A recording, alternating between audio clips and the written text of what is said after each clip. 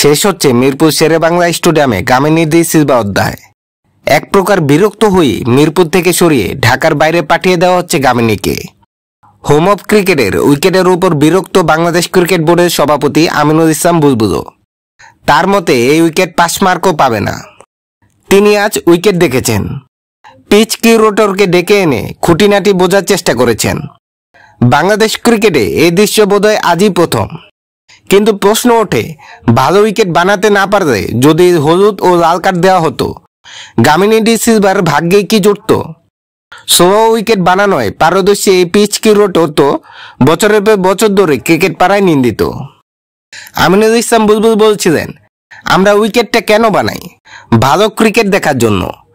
আপনি যদি বলেন হলুদ কার্ড লাল কার্ডের কথা, তাহলে ইতিমধ্যে অনেকে 10-12টি কার্ড খেয়ে বসে আছে। প্রতীকী লাল কার্ড অবশ্য শ্রীলঙ্কান পিচ কিউরেটর এক প্রকার দেখতেই যাচ্ছেন।